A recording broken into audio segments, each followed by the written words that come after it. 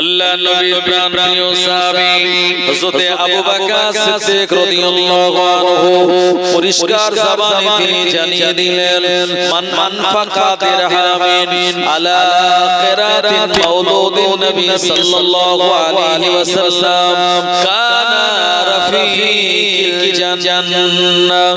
আল্লাহ নবীর প্রাণপ্রিয় সাহাবী হযরত আবু বকর সিদ্দিক রাদিয়াল্লাহু আনহু তিনি শুনিয়ে দিলেন বিশ্ব নবী দিবসে যারা খারাপ করবে, নবী দিবসে যারা অংশগ্রহণ করবে, সাহায্য সহযোগিতা করবে, আলাদা কিছু টাকা ওই আবু বকর সিদ্দিক তিনি শুনিয়ে দিলেন আল্লাহ পাকের ওই বান্দাটা আল্লাহ পাকের দয়া জান্নাতে পাশাপাশি বন্ধ হয়ে আমার সঙ্গে অবস্থান করবে। ও জওয়ানেরা, যুবকেরা, নবী দিবসে দান করলে, নবী দিবসে সাহায্য সহযোগিতা করলে যদি আবু বকর সিদ্দিক রাদিয়াল্লাহু আনহুর সঙ্গে একই জান্নাতে পাশাপাশি অবস্থান করার মতো সুযোগ চলে যায়, এটা কম বড় কথা নয়। এই আবু বকর সিদ্দিককে লাকাব দিয়েছিলেন প্রিয় নবী সিদ্দিক বলে। এই আবু বকর সিদ্দিকের জবানের নাম কতটা, এই আবু বকর সিদ্দিক রাদিয়াল্লাহু আনহুর মর্যাদা আল্লাহ পাকের দরবারে কতটা বেশি, সে ব্যাপারে আমি আপনাদেরকে শুনিয়ে দেব। আল্লাহ নবীর দুনিয়ার বাদশা নবী পাক সাল্লাল্লাহু আলাইহি ওয়াসাল্লাম তিনি শুনিয়ে দিলেন আমার আবু বকর জীবনে কোনদিন জবাব দিয়ে মিথ্যা কথা বলে না। আরো জোরে বলে সুবহানাল্লাহ। আবু বকর সিদ্দিক তিনি বলছেন নবী দিবসে দান করলে আমার সঙ্গে দয়া জান্নাতে থাকবে আল্লাহর ওই বান্দাটা। আচ্ছা বলুন তো প্রিয় নবীর সাহাবী আবু বকর রাদিয়াল্লাহু আনহু তিনি জান্নাতে যাবেন না, এ ব্যাপারে আমাদের কারোর কোনো সন্দেহ আছে? নেই। কেন নেই? কারণ জান্নাতের সার্টিফিকেটটা আল্লাহর নবী আবু বকর সিদ্দিকের হাতে ধরিয়ে দিয়েছিলেন এবং তিনি হলেন 10 জন আশারায়ে মুবাশশারার ভিতরে প্রথমতম আউয়াল খলিফা এবং প্রথমতম সাহাবী যিনি বয়স্কদের ভিতরে ঈমানের কালমা পড়েছিলেন, আল্লাহর নবীর হিজরতের সঙ্গী ছিলেন এবং প্রিয় নবী সাল্লাল্লাহু আলাইহি ওয়াসাল্লামের ছায়া সঙ্গী হয়ে সদা সর্বদা তিনি অবস্থান করতেন। আবু বকর সিদ্দিকের জবানের নাম কত? একদিন প্রিয় নবীর দরবারে একজন মহিলা এসেছে, এসে বলছে ইয়া রাসূলুল্লাহ হাবিবাল্লাহ হুজুর, আমি রাতের বেলা একটা স্বপ্ন দেখেছি, স্বপ্নের তাবির আপনাকে করে দিতে হবে। ভাই আমরা মাঝে মাঝে স্বপ্ন দেখি না। স্বপ্ন হলো দুই প্রকার, একটা হলো রহমতি স্বপ্ন আর একটা হলো শয়তানি স্বপ্ন। যদি আপনি ভালো স্বপ্ন দেখেন যাকে তাকে বলবেন না, এলাকার আলেম হাফেজ মাওলানা মুফতি তানাদেরকে বলবেন, ওই স্বপ্নটা শুনে যে ব্যাখ্যা করে দেবে আপনার আমার জীবনে তা ঘটে যাবে। আর যদি স্বপ্নটা খারাপ দেখেন, শয়তান আপনাকে যদি স্বপ্ন দেখায় যেদিকে ফিরে ঘুমাচ্ছিলেন আপনি অন্যদিকে পাশা পরিবর্তন করে আউযু বিল্লাহি মিনাশ শাইতানির রাজিম বলে তিনবার আপনি থুথু মানে থুতু ফেলার মতো পিক ফেলার মতো এরকম একটা ভঙ্গি করবেন আর পাশ ফিরে শুয়ে যাবেন, শয়তান আপনার কাছ থেকে পালিয়ে চলে যাবে। দ্বিতীয়বার আর কোনো ভয়ের স্বপ্ন খারাপ স্বপ্ন দেখাবে না। আল্লাহ নবীর দরবারে সাহাবী এসে বললেন ইয়া রাসূলুল্লাহ হাবিবাল্লাহ, আমি গত রাতের বেলা একটা স্বপ্ন দেখলাম। আল্লাহ নবী বললেন মা কি স্বপ্ন তুমি দেখেছো? ওই মহিলা বললেন হুজুর, আমি স্বপ্ন দেখলাম আকাশে উড়ো একটা মৌমাছি উড়তে উড়তে আমার কোলের উপরে পড়ে মারা গেল। হুজুর আপনি আমার স্বপ্নের তাবিরটা বলে দিন। আল্লাহ নবী বলেছিলেন মা ও আমার সাহাবীয়া, একবার তুমি বলো তোমার স্বামী এখন কোন জায়গায় অবস্থান করছে? ওই মহিলা সাহাবিয়া বললেন, ইয়া রাসূলুল্লাহ, হাবিবাল্লাহ, আমার স্বামী এখন জিহাদের ময়দানে অবস্থান করে। আল্লাহর নবী বললেন, সাহাবিয়া, তোমার স্বপ্নের তাবির হলো ওই জিহাদের ময়দানে তোমার স্বামী জনমের মতো শহীদ হয়ে গিয়েছে। এই কথাটা শোনার পর এই মহিলাটা ঝরঝর করে কাঁদতে লেগেছে।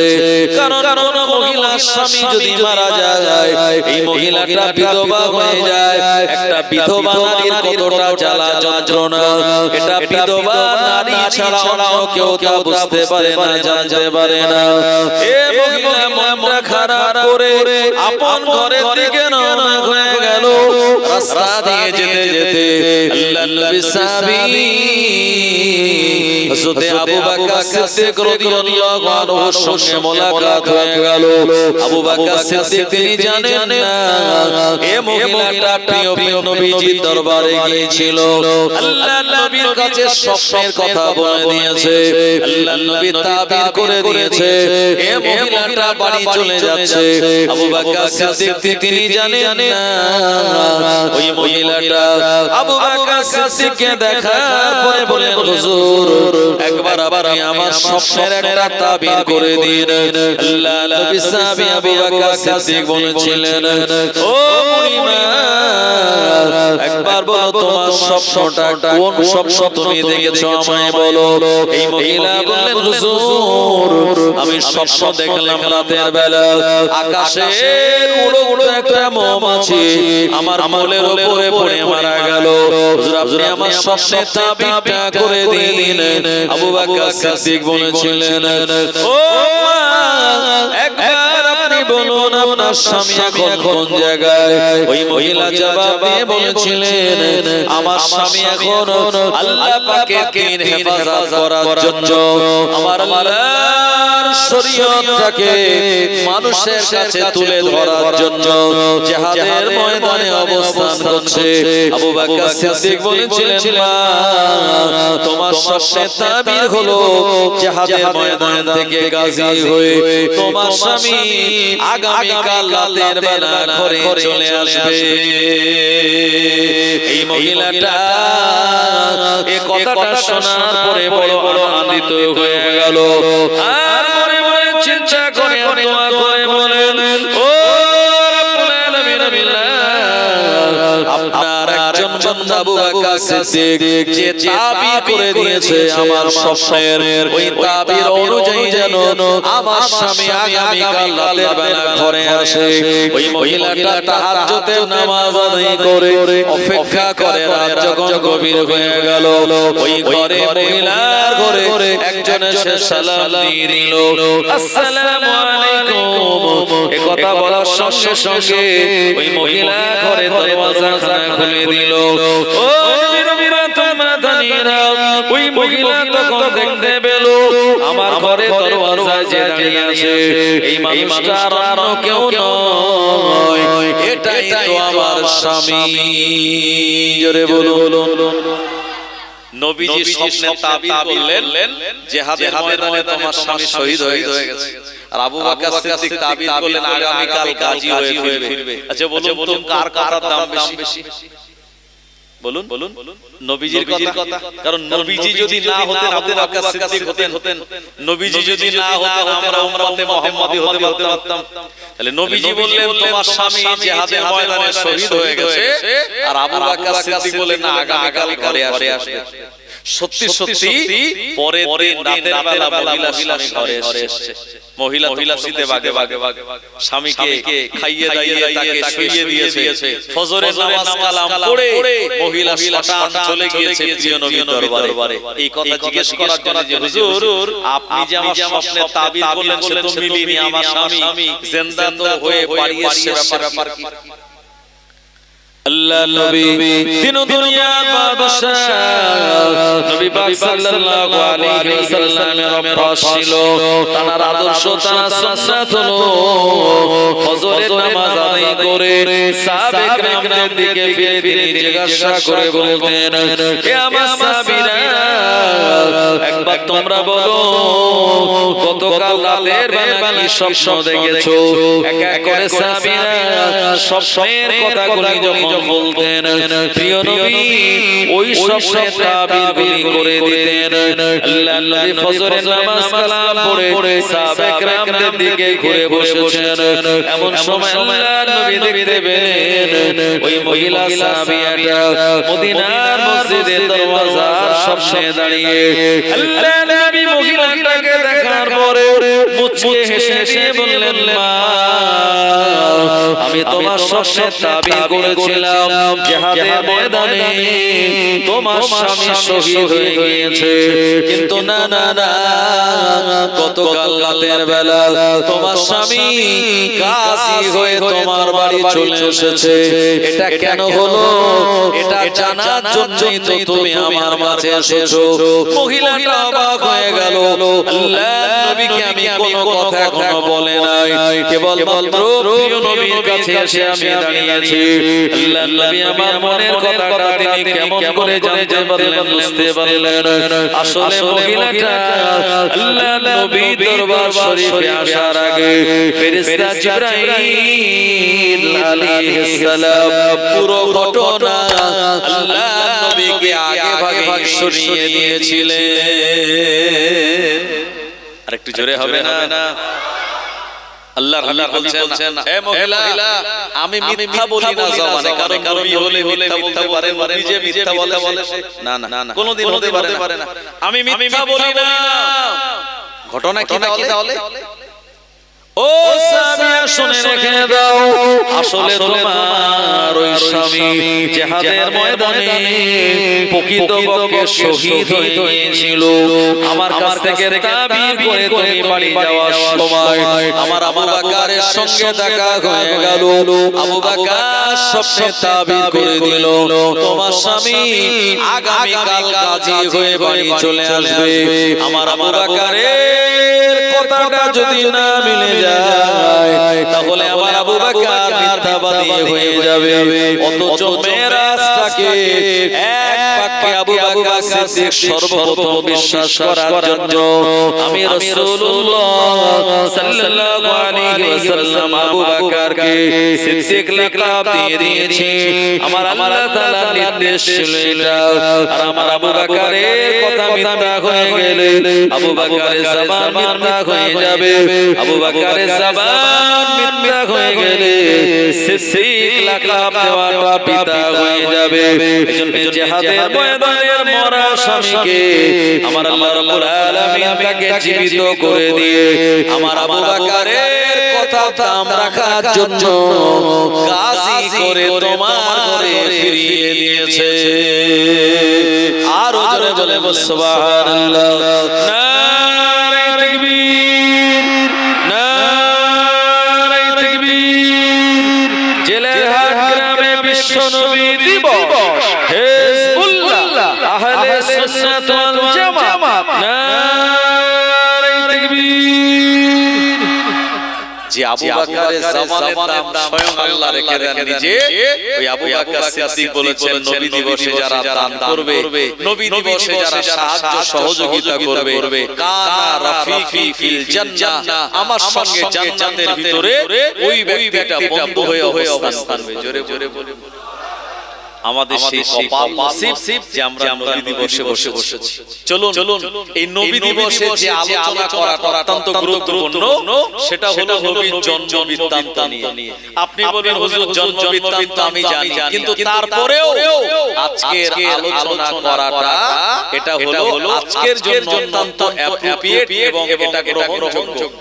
কারণ কথায় আছে শীতকালের রস গরমকালে চলে না, আর গরমকালের রস শীতকালে চলে না। এখন বাংলাদেশের একজন মাওলানা ওয়াজ করতে করতে শীতকালে বলেছে যে মেয়েরা যে শাড়ি পরে, শাড়ি পরার পরে 6 মাস 7 মাস 1 বছর পরার পরে শাড়িটা বাদ দিয়ে কি সারগাদায় ফেলে দেয়? তা তো দেয় না। ওই বাদ দেওয়া শাড়ি দিয়ে কি বানায়? কাঁথা বানায়, কম্বলের ওল বানায়, লেপের ওল তৈরি হয়।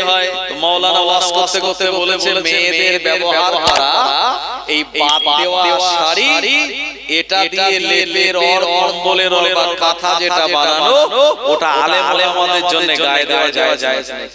ফতোয়া মেরে দিয়েছে।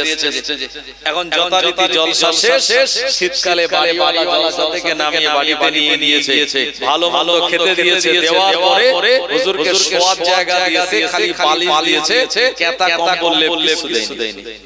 হুজুর তো ঠান্ডায় পৌষ মাসে ঠান্ডায় জড়ো হয়ে যাচ্ছে, তো বাড়িওয়ালা বলছে ভাই কাঁথা কম্বল কই? তাও ঠান্ডা লাগছে খুব। বলছে হুজুর আমার বাড়ির কাঁথা সে মেয়েদের শাড়ি দিয়ে বানানো, আমার বাড়ির যে লেপ তাতে ওয়ার আছে মেয়েদের শাড়ি দিয়ে তৈরি করা ওয়ার, আর কম্বল তাতে ওয়ার লাগানো আছে মেয়েদের শাড়ি দিয়ে। এখন আপনি যেহেতু ফতোয়া দিয়েছেন মেয়েরা ব্যবহার করা এই শাড়ি দিয়ে বানানো কাঁথা কম্বল লেপের এগুলি গায়ে দেওয়া জায়েজ নেই, সেজন্য আপনাদের দেই কি করে আপনারা নিজেই ফতোয়া দিয়েছেন।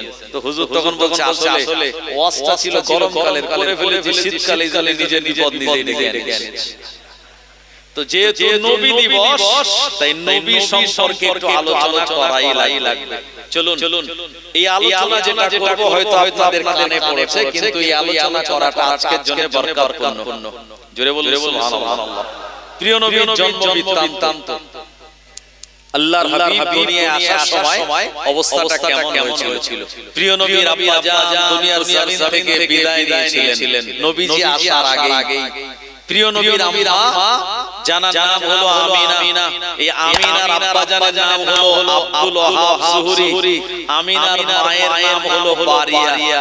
আমিনার বাড়ি ছিল ইয়াসরিবে, সেখান থেকে বিয়ে হয়েছিল মক্কাতুল মুকাররমার জমিনে। আব্দুল্লাহ যখন মারা গেল, গোটা এলাকার অনেক যুবকেরা তারা চাইলো এই আমিনাকে বিয়ে করে নতুন করে সংসার তৈরি করব, নতুন করে সংসার করব আমরা। আমিনার কাছে যেহেতু প্রিয় নবী নূর মুবারক, এইজন্য আমিনা দেখতে আগের থেকে অনেক সুন্দরী হয়েছিল। আর সুন্দরী মেয়ে দেখলে কে না বিয়ে করতে চায়? জি, এমন সমাজে প্রমাণ আছে নিজের বউটা দেখতে ভালো নয় বলে অন্যজনের সুন্দরী বউ নিয়ে পালিয়ে গেছে। এরকম খবর মাঝে মাঝে পাওয়া যায় কি যায় না? আমার ভাইজানেরা, তো আমিনাকে অনেকে বিয়ে করবে বলে স্থির করেছে, অথচ আমিনার গর্ভে কে আছে? আমাদের প্রিয় নবী মুহাম্মদুর রাসূলুল্লাহ সাল্লাল্লাহু আলাইহি ওয়াসাল্লাম। আচ্ছা বলুন, বুকে হাত দিয়ে আব্দুল্লাহর ইন্তেকালের পর মা আমিনা যদি দ্বিতীয় কোনো পুরুষের সঙ্গে বিয়ে হতো, তাহলে নবীজির বেইজ্জতি হতো না? কিন্তু আল্লাহ পাক করেননি। গোটা মক্কার জমিনের সংবাদ উঠে গেল, গোটা মক্কার জমিনে সংবাদখানা ছড়িয়ে গেল। আমিনার স্বামী আব্দুল্লাহ এমনি মারা যায় না। আমিনার শরীরে একটা গোপন রোগ রয়েছে, ওই গোপন রোগে আক্রান্ত হয়ে আব্দুল্লাহ জনমের মতো বিদায় নিয়েছে। আব্দুল মুতাল্লিবের অন্যান্য ছেলেরা, আব্দুল্লাহর অন্যান্য ভাইয়েরা বলল, আমাদের আব্বা জান আব্দুল মুতাল্লিব, না, আমিনাকে আমাদের বাড়িতে রাখা যাবে না, আমিনাকে আমাদের ঘর থেকে তাড়িয়ে দেওয়া লাগবে। আমিনার সঙ্গে আমরা একসঙ্গে বসবাস করলে আমিনার এটো ছোট খেলে আমরাও একদিন মারা যাব। ওই ঘরে আমরা থাকবো, না হলে আমিনা থাকবে। আব্দুল মুতাল্লিব বড় সমস্যায় পড়ে গেল। যেহেতু আমিনাকে বলেছিল, মা আমার বেটা আব্দুল্লাহ মারা যাওয়ার পরে তুমি চিন্তা করো না, আমি তোমায় তাড়িয়ে দেব না, আমি তোমায় হাঁকিয়ে দেব না, এই মক্কার জমিনে তোমার থাকার জায়গা করে দেব, যাবতীয় নিরাপত্তা দেব, আমার ঘরে ঘরে তুমি অবস্থান করবে। ছেলেরা যখন বলল, না, আমিনার সঙ্গে একই পরিবারে আমরা থাকবো না, আব্দুল মুতাল্লিব বড় সমস্যায় পড়ে গেল। এই সময় আমিনার কাছে গিয়ে বলেছিল, ও পুত্রবধূ আমিনা, আমি তোমাকে আমার মেয়ের মতো ভালোবাসি। ভালোবাসি, কিন্তু মক্কার জমিনের অনেক জ্যোতিষীরা আমার সঙ্গে শত্রুতা করে তোমার বিরুদ্ধে একটা বহুতর অপবাদ উঠিয়ে নিয়েছে। এ কারণে আমার ঘরে নয়, তোমাকে মক্কার জমিনে একটা কোণে ঘর বানিয়ে দেব। ওই কোণে ঘরের ভিতরে তুমি অবস্থান করবে। স্বামী আব্দুল্লাহ ইন্তেকালের পরে বলেছিল আমার ঘরেই থাকবে। আর কদিন পরে সেই শ্বশুর আব্দুল্লাহ বলছে আমার এই ঘর থেকে তোমাকে একটু সাইডে আরেকটা ঘর বানিয়ে দেব, মরুভূমির ফাঁকা ময়দানে, ওখানে তুমি অবস্থান করবে। খাওয়া দাওয়া নিরাপত্তার দায়িত্ব আমি আব্দুল মুত্তালিবের কাঁধে। আচ্ছা, মনে আমিনার প্রশ্ন জাগবে না, যে শ্বশুর আব্দুল্লাহ বলল আমার ঘরেই থাকবে, আমার ভিটেতেই থাকবে, আর সেই শ্বশুর আব্দুল্লাহ বলছে না একটুখানি সাইডে তোমার একটা কোণে ঘর বানিয়ে দেব। আমিনা আব্বা জান একবার বলুন, একদিকে আমার স্বামী ইন্তেকাল করেছে, আমি বিধবা, আরেকদিকে আপনার ভিটে থেকে আমাকে নামিয়ে দিচ্ছেন, এর কারণ একটু বলবেন আমায়? আমার খুব জানতে ইচ্ছা করে। আব্দুল মুত্তালিব বলছে বৌমা আমিনা, যদি তোমায় বলি মনটা খুব খারাপ হয়ে যাবে, আমি তা তোমায় বলতে চাই না। আমিনা নাছোড়বান্দি বললেন না আব্বা জান, একবার আমায় বলতে হবে যে আপনার ভিটে বাড়ি আমায় কেন সরিয়ে দিচ্ছেন। আব্দুল মুত্তালিবের সময় জবাব দিয়ে বললেন, ও আমিনা, মক্কার জমিনের একদল জ্যোতিষী যারা আমার শত্রু, আমার ছেলেদের কাছে তারা বলে দিয়েছে আব্দুল্লাহ এমনি মারা যায় না। আব্দুল্লাহ ইন্তেকাল করার কারণ হলো আমিনার গোপন রোগের ছোঁয়াবে আব্দুল্লাহ মারা গেল। ওই আব্দুল্লাহর বউ আমিনা, আব্দুল্লাহর স্ত্রী আমিনা যদি তোমাদের ঘরে থাকে, তোমাদের উপরে এমন বিপদ আসতে পারে, এমন একটা মিথ্যা কথা আমিনা শোনার পরে তার মনটা ভেঙে গেল, ঝরঝর করে কাঁদতে লাগলেন। আর আল্লাহ রাব্বুল আলামিনের দরবারে বলতে লাগলেন, আমার আল্লাহ, একদিকে আমি বিধবা নারী, আর একদিকে আমার সন্তান আমার গর্ভের ভিতরে, অপরদিকে আমার বিরুদ্ধে মিথ্যা একটা এমন অপবাদ উঠে গিয়েছে। আল্লাহ পাক আমার হৃদয়টা ভেঙে চুরমার হয়ে যায়। আম্মা জান আমিনা রাতের বেলা নামাজ কালাম পড়ে নামাজের পাটিতে নামাজের মুসাল্লায় তিনি ঘুমিয়ে গেলেন। ওই দিন রাতের বেলা ইলহাম দিয়ে আল্লাহ রাব্বুল আলামিন তিনি জানিয়ে দিয়ে বলেন, আমিনা কেঁদো না আমার বান্দী, কেঁদো না, তোমার গর্ভে যে পয়গম্বর রয়েছেন তিনি হলেন আখিরি জামানার নবী। এই আখিরি জামানার নবী তোমার গর্ভে মক্কার অনেক যুবকেরা তোমায় বিবাহ করতে চেয়েছে। যদি দ্বিতীয় কোন পুরুষের সঙ্গে তোমার বিবাহ হয়, তাহলে আমার নবীর অপমান হয়ে যাবে। এমন একটা কথা সমাজে আমি আল্লাহ আমার পক্ষ থেকে রটে গেল তোমার ব্যাপারে। না না না, তোমায় বিয়ে করা তো দূরের কথা, তোমার দিকে খারাপ নজরে কেউ তাকাবে না। আরো জোরে জোরে বলে সুবহানাল্লাহ। এই যে আরজিকর যে ঘটনা, তিলোত্তমা, তার যে রেপ করার ব্যাপারে গোটা এলাকায় আন্দোলন হচ্ছে, কি হয় না? হচ্ছে।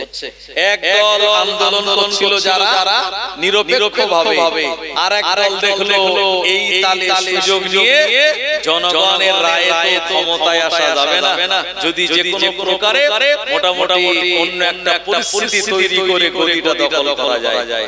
তাই অনেকেই বলেছে আমরা আমাদের আন্দোলনে কোনো রাজনৈতিক রং লাগাতে চাই না, আমরা তার বিচার চাই। এটা কিছু মানুষের কথা। আবার কিছু মানুষ যারা এই আন্দোলনটাকে সামনে রেখে যারা ক্ষমতায় আসতে চাচ্ছে, কথা ঠিক কিনা, এরা সুযোগ সন্ধানী। আমার ভাইজানেরা, ইসলামে যদি কেউ রেপ করে, যত মুসলিম কান্ট্রি আছে সেখানকার যে আইন, ওই আইন যদি আমাদের এই ভারতবর্ষে থাকতো, তাহলে এমন রেপ করার মতো সাহস তো দূরের কথা, মনে মনে চিন্তা ভাবনা মাথায় আসলে দুজন পানি খেত। কি বলেছি বললেন না? শরীয়তের নিয়মে যদি তাকে শাস্তি দেওয়া হয়, তাহলে ধর্ষক যদি পুরুষ হয়, সাধারণত ধর্ষক যে সে তো পুরুষই, তাহলে তাকে কোমর পর্যন্ত মাটিতে পুঁতে দাও, আর জনগণ সবাই মিলে পাথর মারো, যতক্ষণ সে মারা না যাবে ততক্ষণ তার উপরে পাথর মেরে তাকে দুনিয়া থেকে বিদায় করতে হবে। এটা হলো শরীয়তের আইনে যে ধর্ষক তার সাজা। এই সাজা যদি আজকে আমাদের সমাজে থাকতো, তাহলে ধর্ষণ রেপ করার মতো সাহস পেত। আর মহিলা বিবাহ করার পরে সে যদি জিনা করে, তাহলে বুক পর্যন্ত মাটিতে পুঁতে দিয়ে দূর থেকে পাথর মেরে তাকে মেরে দাও। যদি এই আইন থাকতো ভাই, তাহলে এমন রেপ ধর্ষণ এগুলি সব বন্ধ হয়ে যেত। মক্কাতুল মুকাররমায় 30 লাখ 40 লাখ একসঙ্গে হাজী সাহেবেরা নারী পুরুষেরা হজ করে মুজদালিফার খোলা ময়দানে অবস্থান করে, জীবনে কোনোদিন শোনা যায়নি, ইনশাআল্লাহ কিয়ামত পর্যন্ত শুনতে পাওয়া যাবে না যে এই আরাফা থেকে মুজদালিফা থেকে কোনো নারীকে হাইজ্যাক করা হয়েছে, কোনো মহিলাকে শ্লীলতাহানি করা হয়েছে, কোন মহিলা ধর্ষিত হয়েছে, এমন খবর পাওয়া যায়নি, কিয়ামত পর্যন্ত পাওয়া যাবে না, কারণ সেখানে শরীয়তের আইন চলে। জোরে বলেন। কেউ যদি চুরি করে, শরীয়তের নিয়ম হলো একবার চুরি করলে তার ডান হাত কেটে দাও, যদি দ্বিতীয়বার আবার চুরি করে তাহলে বাম পা কেটে দাও। কি এরপরে আবার চুরি করলে বাম হাত আর ডান পা এভাবে উল্টো করে কেটে দাও। একবার কেউ যদি চুরি করে আর ধরা পড়ে যদি হাত কাটা যায়, সারা জীবন তার ভিক্ষা করে চলা লাইন আছে নাকি? তাহলে যদি এই আইন থাকতো তাহলে কিন্তু এই চুরি চামারি আর এই ধর্ষণ বলুন রেপ বলুন এগুলো সব বন্ধ হয়ে যেত। জওয়ানেরা যুবকেরা ও উম্মাতানিরা, আমরা ইসলাম ধর্ম অবলম্বী মানুষ, আমরাও তিলোত্তমার বিচার চাই, আমরাও এমন করে উই ওয়ান্ট জাস্টিস, আমরাও তার দাবি করে ও মুসলমানেরা আমার। কিন্তু দেখা যায় শরীয়তের আইন যে সমস্ত মুসলিম কান্ট্রিগুলিতে চলে, অপরাধের সংখ্যা অনেক কম, সেখানে অপরাধও দেখতে পাওয়া যায় না, দেখতে পেলেও অল্প কিছু পাওয়া যায়, আর অপরাধী ধরা পড়লে তাকে কঠিনতম শাস্তি দেওয়া হয়। ও উম্মাতানিরা, আম্মা জানাবিনা, এই কথাটা শোনার পর আমার সান্তনা পেয়ে গেল, মনে মনে চিন্তা করলো যে ঘটনা আমার জীবনে ঘটে গিয়েছে, এটা মহান আল্লাহ রাব্বুল আলামিনের পক্ষ থেকে হয়েছে। আম্মা জানাবিনা বলেন, ওই দিন পর থেকে আমার মনে আর কোনো দুঃখ কষ্ট রইল না, কারণ ঈমান যখন আমরা এনেছিলাম আমরা বলেছি খায়রিহি ওয়া শাররিহি মিনাল্লাহি তাআলা, ভালো মন্দ যা কিছু হয় আল্লাহ রাব্বুল আলামিনের পক্ষ থেকে হয়। জোরে বলুন। আম্মা জামিনা আপনি বর্ণনা করে বলেন, আমার বেটা দুনিয়া আসার সময় নিকটবর্তী হয়ে পড়ল, ওটা আম্মা জামিনার কোণে ঘরটা ফেরেশতাগণেরা গোল হয়ে ঘিরে রইল, শয়তান যেন আল্লাহ নবীর ঘরের কাছাকাছি আসতে না পারে। আল্লাহ নবীর আম্মা আমিনা তিনি বর্ণনা করে বলেন, আমার বেটা দুনিয়ার জমিনে আমার পেটে আসার সঙ্গে সঙ্গে আমার গোটা শরীর দিয়ে সুগন্ধি বার হতে লাগে। এলাকার মানুষেরা আমায় জিজ্ঞাসা করে, ও আমিনা কি এমন সুগন্ধি তুমি মাখো? এই সুগন্ধির কারণে আমাদের রোদটা ভরপুর হয়ে যায়, এত সুন্দর সুগন্ধি আমরা কোনোদিন পাই না। আম্মা আমিনা বলেন, না না না, এটা বাইরের কোনো আতর সুগন্ধি নয়, এটা হলো আমার পেটের ভিতরের সুগন্ধি। আরো জোরে বলেন সুবহানাল্লাহ। আমিনা যখন পিক ফেলতেন, থুতু ফেলতেন, এত সুগন্ধি বার হতো, এলাকাটা ভরপুর হয়ে যেত। আম্মা আমিনা বলেন, একদিন আমি বাড়ি থেকে বার হলাম কুয়ায় পানি নেওয়ার জন্য। কুয়ার পানি লিয়ার একটা নিচের দিকে আমি সেখানে দাঁড়ালাম। সঙ্গে সঙ্গে অন্য মহিলারা বালতি রশি দিয়ে পানি তুলছে আর আমি দাঁড়ালাম। সঙ্গে সঙ্গে ওই কুয়ার মুখ বরাবর পানি এসে পরিপূর্ণ হয়ে গেল। জোরে হবে না? আল্লাহ নবী আমিনা বলেন আমি আবার যখন পানি নিয়ে চলে আসলাম ওই কুয়ার পানিটা আবার নিচে থেকে নেমে গেল। পরে আমি যখন গেলাম ওই মহিলা যারা ওখানে ছিল আমায় ধরে রেখে বলল আমিনা না আপনি যাবেন না, আপনি দাঁড়িয়ে যান। আপনি যতক্ষণ দাঁড়িয়ে থাকবেন কুয়ার পানিটা ততক্ষণ কুয়ার মুখ বরাবর থাকবে। আমিনা আপনি চলে গেলে কুয়ার পানিটা আবার নিচে থেকে নেমে যাবে। আমিনা বলে আমি যতক্ষণ দাঁড়িয়ে থাকতাম ওই কুয়ার পানিটা কুয়ার মুখ বরাবর থাকতো। মানুষেরা অতি সহজে ওই পানিটা কুয়া থেকে তারা তুলে নিতেন। আম্মা জান আমিনা তিনি বর্ণনা করে বলেন একদিন বিকালবেলা আমি বার হয়েছে, হঠাৎ দেখতে পেলাম পাহাড়ি এলাকায় একটা মরুভূমির ময়দানের দিক থেকে একটা হরিণ একটা বাঘ তাড়া দিয়েছে। এই হরিণটা বাঁচার জন্য প্রাণপণে দৌড়াতে লাগে। আমিনা আমাকে হরিণ যখন দেখতে পেল এ পালিয়ে না গিয়ে আমার কাছে চলে আসলো, আমাকে সালাম জানালো। ওই বাঘ আমার কাছে চলে আসলো, আমাকে সালাম জানিয়ে বাঘ হরিণ ওই জায়গায় দাঁড়িয়ে রইল। বাঘ হরিণ ধরে না আর হরিণ বাঘকে দেখে পালিয়ে যায় না। আম্মা জান আমিনা তিনি বর্ণনা করে বলেন এমন ঘটনা যেদিন আমি দেখলাম আমার মনে হলো এই ঘটনা দেখার কারণ হলো আমার গর্ভের সন্তান দুনিয়ার জমিনে আগমন করলে আমার আল্লাহ গোটা পৃথিবীর জমিনে বিরাট এক পরিবর্তন ঘটিয়ে দেবে। আল্লাহ নবী আমিনা বর্ণনা করে বলেন আমি কোণে ঘরে থাকি, এই কোণে ঘরে অন্য কেউ থাকে না। আমি একেবারে একা অবস্থান করে আমার বাচ্চা দুনিয়ার জমিনে আগমন করবে। এই সময় মায়েদের সাহায্য সহযোগিতা করার জন্য অন্য নারীদের প্রয়োজন হয়। আম্মা আমিনা বলেন আমি চিন্তা করি এই সময় দেখতে পেলাম খেজুর গাছের মতো লম্বা লম্বা কয়েকজন মহিলা আমার বাড়ির দিকে তারা আসতে লেগেছে। আমি তাদেরকে চিনি না জানি না। আল্লাহ আমিনা তিনি বর্ণনা করে বলেন আমার বাড়ির ভিতরে যখন চলে আসলো আমি সালাম দিলাম, জিজ্ঞাসা করলাম মাসমুকা আপনাদের নাম কি, এমন করে আপনাদের পরিচয় কি? এই জবাবে তারা বলেছিলেন ও আমিনা আমি আর কেউ নয়, আমি হলাম ঈসা নবীর মরিয়ম আলাইহিস সালাম। দ্বিতীয় জন জবাব দিয়ে বলেন আমিনা আমি হলাম আইয়ুব আলাইহিস সালামের স্ত্রী রহিমা। তৃতীয় জন জবাব দিয়ে বলেন আমিনা আমি আর কেউ নয়, আমি হলাম ফেরাউনের বিবি আসিয়া। আর আমাদের সঙ্গে যতজন আছেন এনারা আল্লাহ পাকের জান্নাতের হুর বোনেরা আপনার খেদমতের জন্য আমার আল্লাহ জান্নাত থেকে আমাদের পাঠিয়ে দিয়েছে।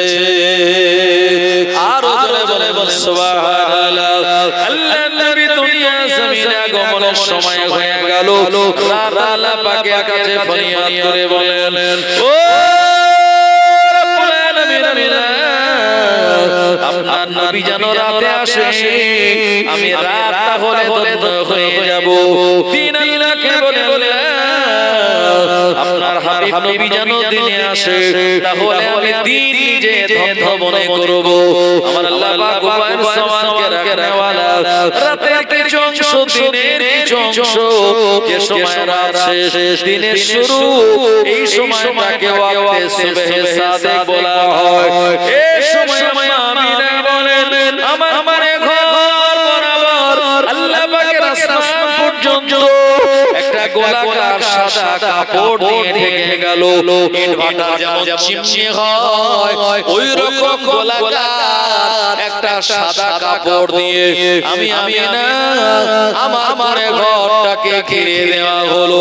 ইবলিস শয়তান যাতে আসতে না পারে, ফেরেশতাগণেরা আমার ঘরটা তারা ঘিরে রাখলো। আম্মা আমিনা বর্ণনা করে বলেন, এই সময় আমি বিরাট বিকট এক আওয়াজ পেলাম। এই আওয়াজের কারণে আমার পিপাসা লেগে গেল, আমার শরীর দিয়ে ঘাম বার হওয়া শুরু হয়ে গেল। আম্মা আমিনা বলেন, আমি দেখতে পেলাম একটা গ্লাসে করে এক গ্লাস পানি আমার দিকে বাড়িয়ে দেওয়া হলো। ওই এক গ্লাস পানি পান করার সঙ্গে সঙ্গে আমার সব পিপাসা আমার কলিজা থেকে নিবারণ হয়ে যায়। আল্লাহ নবীর আম্মা আমিনা তিনি বর্ণনা করে বলেন, আমার যখন শরীর দিয়ে ঘাম বার হয় আমি দেখতে পেলাম দুটা সবুজ রঙের পাখি ডানা মেলে মেলে আমার ওই কোণে কোণে ভিতরে উড়ে উড়ে বেড়ায়। ওই সবুজ পাখি ডানা হাওয়ায় আমি আমিনা আমার ঘরটা ঠান্ডা এসি হয়ে যায়। আরো জোরে বলে বলে সুবহানাল্লাহ। আল্লাহ নবীর আম্মা আমিনা বলেন, আমার বেটা দুনিয়া আসার সময় নিকটবর্তী হয়ে পড়ল। আমার দৃষ্টিটাকে উপরের দিকে তুলে নেওয়া হলো। এই সময় আমি বিরাট বড় বড় পাহাড়গুলি, বিরাট বড় বড় সমুদ্রগুলি আমি দেখতে পাচ্ছিলাম। এই সময় খানিকটা পর আমার চেহারাটা, আমার দৃষ্টি শক্তিটা যখন নিচের দিকে নামিয়ে দেওয়া হলো, এই সময় আমি দেখতে পেলাম সাদা কাপড়ে জড়ানো অবস্থায় একটা মাসুম বাচ্চা আমার সম্মুখে আল্লাহ পাকের জমিনে সিজদা হালাতে পড়ে রয়েছে। আরো জোরে বলেন, বিশ্বনবী আমিনা বলেন, চতুর্দিক দিয়ে আওয়াজ শুনতে পেলাম আর বলা হতে লাগলো, আসসালাতু ওয়াসসালামু আলাইকা ইয়া রাসূলুল্লাহ, আসসালাতু ওয়াসসালামু আলাইকা ইয়া হাবিবাল্লাহ, সাল্লাল্লাহু আলা মুহাম্মদ সাল্লাল্লাহু আলাইহি ওয়াসাল্লাম। এভাবে সমস্ত সালামগুলি ওই বাচ্চাটাকে লক্ষ্য করে দেওয়া হয়। আমি না থাকতে না পেরে ওই বাচ্চাটাকে আমি কোলের উপরে তুলে নিলাম। যখন কোলের উপরে তুলে নিয়ে আমি তার মুখের দিকে চেহারার দিকে তাকালাম, এই বাচ্চাটার চেহারার দিকে আমার মনে হলো আসমানের চাঁদ যেন আমি আমার কোলেতে নেমে এসেছে। শুধু তাই নয়, বিশ্বনবী আমিনা বলেন, এই বাচ্চাটা নারীর সঙ্গে আমি আমিনা আমার নারীর কোনো কানেকশন ছিল না। আম্মা আমিনা বর্ণনা করে বলেন, মাকতুনান সিররা, খাপখা করা অবস্থায় এই বাচ্চাটাকে দুনিয়ার জমিনে পাঠানো হয়েছিল। এই সময় আমি আওয়াজ শুনতে পেলাম, আমায় লক্ষ্য করে ওই বাচ্চাটাকে লক্ষ্য করে বলা হলো, আরিদু আলাইহি কুল্লা রুহানি, এই বাচ্চাটাকে নিয়ে সব রুহের জগতে ঘুরিয়ে আনো, গোটা এলাকায় গোটা আলামের জগতে ঘুরিয়ে আনো। এমন করে আমার বাচ্চাটা অল্প সময়ের জন্য আমার কোল থেকে নিয়ে নেওয়া হলো। এরপরে গোটা আলাম গোটা পৃথিবীটা ঘুরিয়ে এনে আমার কোলের উপরে দিয়ে দেওয়া হলো, যাতে পৃথিবীর গাছপালা, তরুলতা, জন্তু জানোয়ার এরা সবাই জানতে পারে আখিরি জামানার নবী দুনিয়ার জমিনে 570 খ্রিস্টাব্দে 12 রবিউল আউয়াল সুবে সাদেকের সময় দুনিয়ার জমিনে আগমন করলো। বিশ্বনবী আগমন করার সঙ্গে সঙ্গে আল্লাহ পাকের কাবা বাইতুল্লাহ অন্যান্য গির্জাতে বলুন অন্যান্য জায়গাতে ইহুদি আর খ্রিস্টানদের যত দেবতা স্ট্যাচু ছিল এগুলি সব উপর হয়ে পড়ে গেল এবং তাদের জ্বালানো হাজার হাজার বছর ধরে আগুনগুলি নিভে গেল। ওটা আমার জমিনের মরা গাছে আমার আল্লাহ টাকা দিয়ে দিলেন। যে সমস্ত উটের ওলানে দুধ ছিল না, পালানে দুধ ছিল না, আমার আল্লাহ বকরি আর উটের পালানগুলি দুধে পরিপূর্ণ করে দিয়েছিলেন। শুধু তাই নয়, এই জামানায় মক্কার জমিনে অনেক বন্যার ছিল। বিশ্ব নবীকে আমার আল্লাহ যে বছরে মক্কার জমিনে পাঠালেন, যাদের সন্তানাদি হবে না বলে কবিরা সার্টিফিকেট দিয়ে দিয়েছে, এমন হাজার হাজার বন্দাদারিকে আমার আল্লাহ প্রিয় নবীর ওসিলায় মা হওয়ার সৌভাগ্য করে দিয়েছিলেন। আর জোরে বলে সুবহানাল্লাহ। আল্লাহুম্মা সাল্লি আলা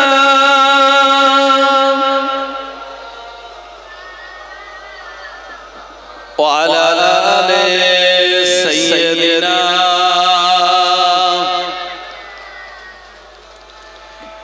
আজ কেন পৃথিবীটা লাগে তো সুন্দর, নবীজির আগমনে সাজালো এ চরাচর। আজ কেন পৃথিবীটা লাগে তো সুন্দর, নবীজির আগমনে সাজালো এ চরাচর। চারিদিকে নবরূপে করে ধারা ঝলমল, সেই রূপ দেখে হয় আকীদায় সুশীতল, আকীদায় সুশীতল। গুঞ্জনে মুখরিত গোটা মরু প্রান্তর, নবীজির আগমনে সাজালো এ চরাচর। ফুল তুলে তুলে সুগন্ধ ছড়ায়, মৌমাছি দলে দলে মারহাবা কয়, মারহাবা কয়। কেটে গেছে কুৎসিত হলো সবই উজালা, নবীজির আগমনে সাজালো এ চরাচর। আজ কেন পৃথিবীটা লাগে তো সুন্দর, নবীজির আগমনে সাজালো এ চরাচর। দাদু মুতালিব তাই খুশিতে মন ভরায়, বারে বারে ছুটে যায় শিশু নবীর আঙিনায়, শিশু নবীর আঙিনায়। ঝলমল করিতেছে আমিনার কোণে ঘর, ঝলমল করিতেছে আমিনার কোণে ঘর, নবীজির আগমনে সাজালো এ চরাচর। আল্লাহুম্মা সাল্লি আলা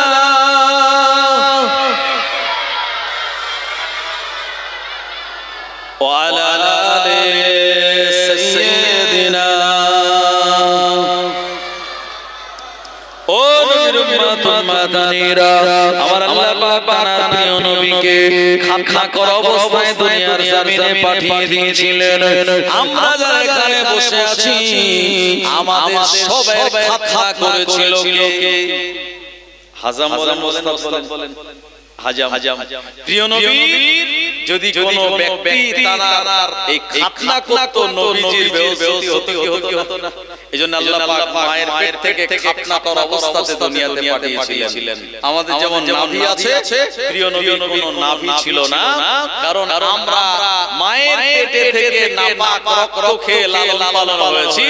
আর আল্লাহ পাক আপনার প্রিয় নবীকে জান্নাতি খাদ্য খাইয়ে মায়ের দানাকে বড় করেছেন। জোরে বলুন।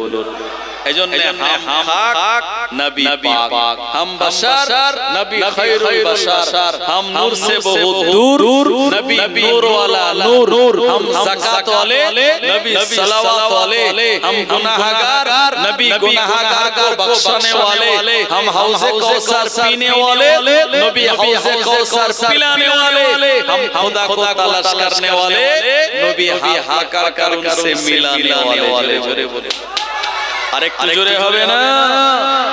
সেই প্রিয় নবী যিনি দুনিয়ার জমিনে এমন একজন পয়গম্বর, এমন একজন নবী, কিয়ামতের দিন উম্মতের জন্য সুপারিশে শাফাআত করবেন যারা সেই নবীকে ভালোবাসবে, মহব্বত করবে। কিয়ামতের দিন 120টা কাতার হবে। আদম শফিউল্লাহ থেকে ঈসা রুহুল্লাহ পর্যন্ত এতগুলো নবীর কাতার হবে মাত্র 40টা। আর আমাদের নবীর উম্মত তাদের কাতার হবে 80টা কাতার। কটা?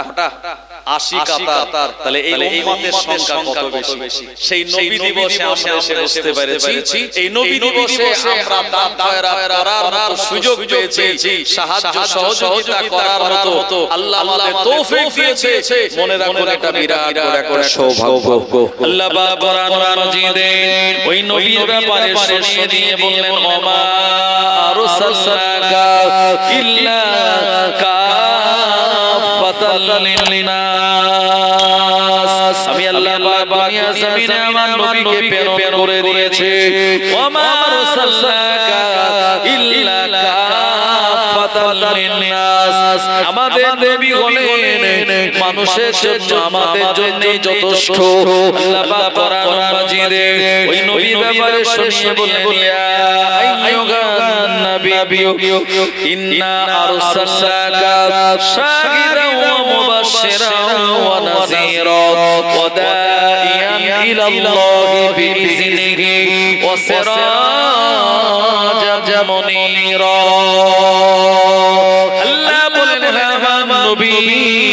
আমি আপনাকে দুনিয়া জমিনে প্রেরণ করলাম সাক্ষ্যদাতা করে, ও মুবাশশিরা আমি আপনাকে প্রেরণ করলাম সুসংবাদদাতা করে, ও নাযীরা প্রীতি প্রদর্শনকারী করে পাঠিয়ে দিলাম, ও দাঈয়ান ইলাল্লাহ আর আপনি মানুষদিগকে আহ্বান করবেন আল্লাহ পাকের রাস্তার দিকে, ও সিরাজাম মুনীরা।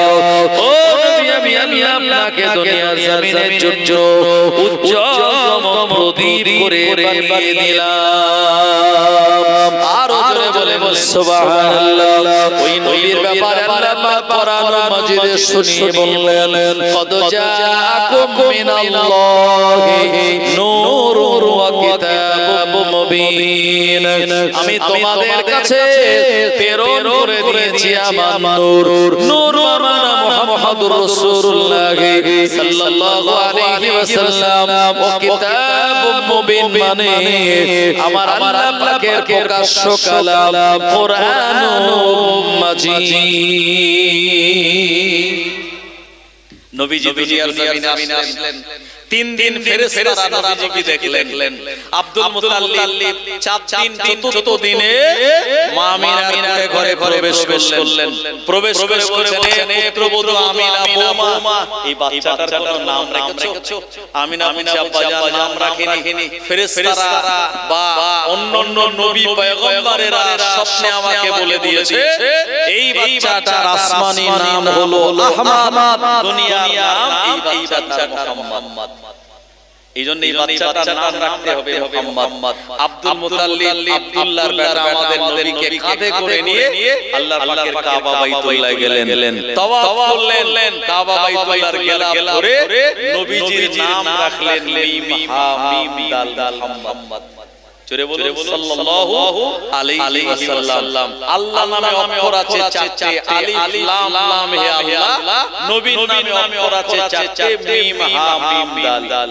আল্লাহর নামে কোনো নোক্তা নাই, নবীর নামেও কোনো নোক্তা নাই। লা ইলাহা ইল্লাল্লাহ এটার ভিতরে আছে 12টা অক্ষর, মুহাম্মাদুর রাসূলুল্লাহর ভিতরেও আছে 12টা অক্ষর। লা ইলাহা ইল্লাল্লাহর ভিতরে কোনো নোক্তা নাই, মুহাম্মাদুর রাসূলুল্লাহর ভিতরেও কোনো নোক্তা নাই। জোরে বলুন, আরেকটু জোরে হবে না? আল্লাহ নবীকে কত ভালোবাসেন, মহব্বত করেন। প্রিয় নবী তানার নাম আল্লাহ কোরআন মাজিদে কোন জায়গায় ইয়া মুহাম্মদ বলে ডাকেননি। আল্লাহ পাক কোরআন মাজিদে তিনি বললেন, ইয়া আদম, ইয়া নূহ, ইয়া ঈসা, ইয়া জাকারিয়া, ইয়া সালিহ, ইয়া ইয়াহইয়া, কিন্তু না না না আমাদের নবীজির নাম যখন আমার আল্লাহ পাক নিয়েছেন এ সময় সুন্দর সুন্দর নাম ভালোবেসে মহব্বত করে তিনি ডেকেছেন। জোরে বলুন সুবহানাল্লাহ। মা তার বেটাকে মহব্বত করে বলে এটা আমার সোনা, এটা আমার মানা, এটা আমার জানের জান, এটা আমার কলিজার টুকরা। কিন্তু আমার আল্লাহ রাব্বুল আলামিন তার নবীকে যখন ডাক দিয়েছেন এমন সুন্দর সুন্দর নাম দিয়ে ডাক দিলেন। আল্লাহ পাক বলেন ইয়াসিন ওয়াল কুরআনিল হাকীম ইন্নাকা লামিনাল মুরসালিন। ইয়াসিন হলো আল্লাহর নাম নয়, ইয়াসিন হলো নবীজির নাম। আল্লাহ পাক তার নবীকে নাম দিয়ে বলেন ইয়াসিন, এ আমার নবী ইয়াসিন ওয়াল কুরআনিল হাকীম, বিজ্ঞানময় কোরআন মাজিদের কসম, ইন্নাকা লামিনাল মুরসালিন, নিশ্চয়ই আমি আল্লাহ আপনাকে রাসূল করে অন্তর্ভুক্ত যেমন বললাম আপনাকে নবীদের সরদার বানিয়ে দিলাম। আরো জোরে বলে সুবহানাল্লাহ। আমার ভাইজানেরা যে জায়গাটা আছে ফাঁকা এটা দিতে হবে ঢাকা, না হলে ইবলিস শয়তান আমাদের দেবে ধোঁকা, আমরা মনে যাব বোকা। हम सब लोगों को गुजारिश करता हूँ आप सब लोग मजलिस में आकर बैठ जाइए। माय डियर कम हियर মানে হে প্রিয় আগে আগে চলে আসুন, একটু কাছে কাছে আসুন। মাই ডিয়ার কাম হিয়ার, একটু আগে আগে আসুন। জি বর্তমানে একটা বিরাট ভাইরাল একটা কথা চলছে কি বাংলাদেশের একটা বক্তা একটা মুরব্বি উঠে যাচ্ছিল, তো সেই মুরব্বিকে বলেছে মুরব্বি বলেছিল না বলেন এইটা নিয়ে এত ভাইরাল করে দিয়েছে ইউটিউবাররা, এই ভাইরাল ভিডিও আমেরিকা পর্যন্ত চলে গেছে। তাই আমি মুরব্বিদের বলবো আমার মুরব্বি চাচাজিগণ একটু আগে চলে আসুন আর জায়গাটা পূরণ করে নিন আর আল্লাহর নামে তাকবীর দিন তো নারায়ে তাকবীর। ভাই আমরা তাকবীর দিচ্ছি কোন পার্টি তাকবীর নাকি পার্টি স্লোগান কি না, এ তো আল্লাহর স্লোগান। মুসলমানদের পার্টি হলো একটা, মুসলমানদের পার্টি কটা একটা। এই পার্টিটার নাম জানেন তো? নামাজ পার্টি। জি আর আমাদের নেতা কজন? একজন। আমাদের নেতা হলেন নবী মুহাম্মদুর রাসূলুল্লাহ সাল্লাল্লাহু আলাইহি ওয়াসাল্লাম। এই নামাজ পার্টিটা যদি আমরা করি মানে নামাজ যদি পড়ি আর নবীকে নেতা বলে মেনে নবী সুন্নাত অনুযায়ী জীবন পরিচালনা করি, এই দুনিয়াতে আখিরাতে কোন জায়গায় আমাদের চিন্তা আছে নাকি? কোন চিন্তা টেনশন নাই। সেইজন্য আল্লাহর নামে নবীজির এই নবী দিবসের মজলিসে একটু আল্লাহর নামে প্রাণ ভরে স্লোগান নারায়ে তাকবীর, নারায়ে তাকবীর। জেলেহাট গ্রামে বিশ্ব নবী দিবস, জেলেহাট গ্রামে গ্রামবাসীর সহযোগিতায় বিশ্ব নবী দিবস, সিলসিলায়ে হক মুজাদ্দিদুজ জামান শ্রোতাবৃন্দ উলামায়ে কেরাম নারায়ে তাকবীর। एक दिन हम भी मदीने जाएंगे, एक दिन हम भी मदीने जाएंगे, मुस्तफा नजर करम फरमाएंगे,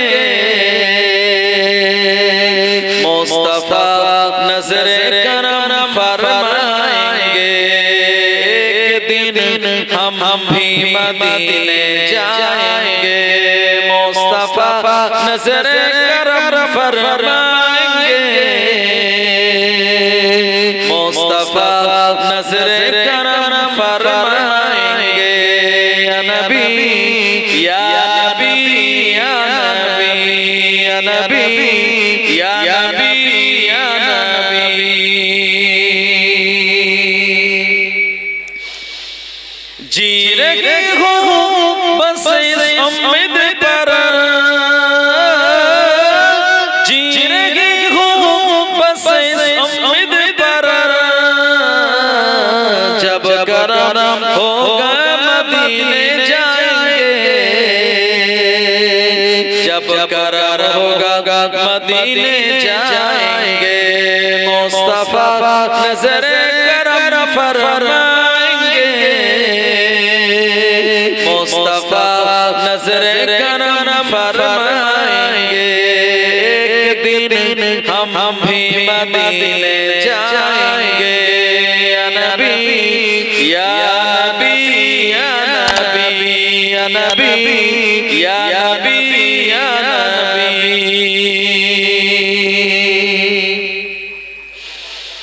साक़िए कौसर करम फरमाएंगे साक़िए कौसर करम फरमाएंगे हम पिएंगे ओ पिलाते आएंगे हम पिएंगे ओ पिलाते जाएंगे मुस्तफा नजर करम फरमाएंगे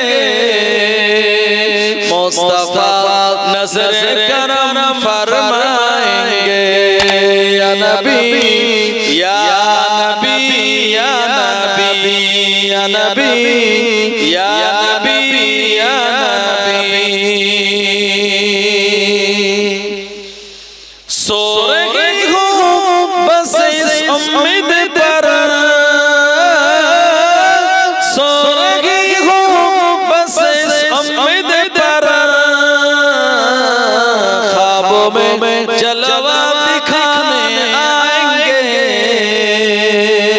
ख्वाबों में चेहरे दिखाने आएंगे मुस्तफा नजर करम फरमाएंगे मुस्तफा नजर करम फरमाएंगे या नबी या नबी या नबी या नबी या नबी या नबी अल्लाहुम्मा सल्ली अला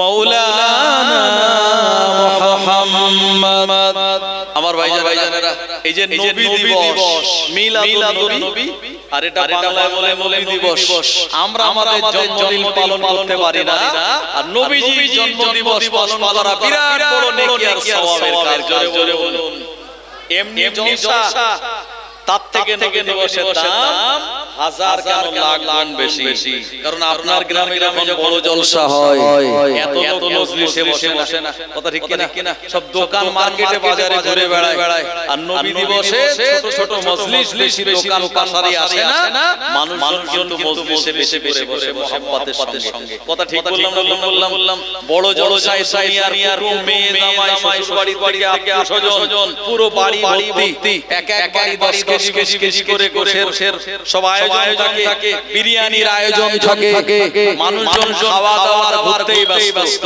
আর নবী দিবসে এত আত্মীয় স্বজন মেহমানের হুড়োহুড়ি থাকে না মানুষজন জলসাতে এসে বসে আর আগ্রহের সঙ্গে নবী দিবসের আলোচনা তারা শুনে কিয়ামতের দিন নাজাতের এটা ওসিলা হয়ে যেতে পারে একবার জোরে বলুন ইনশাআল্লাহ তাই বলুন আল্লাহর কোন বান্দা আছেন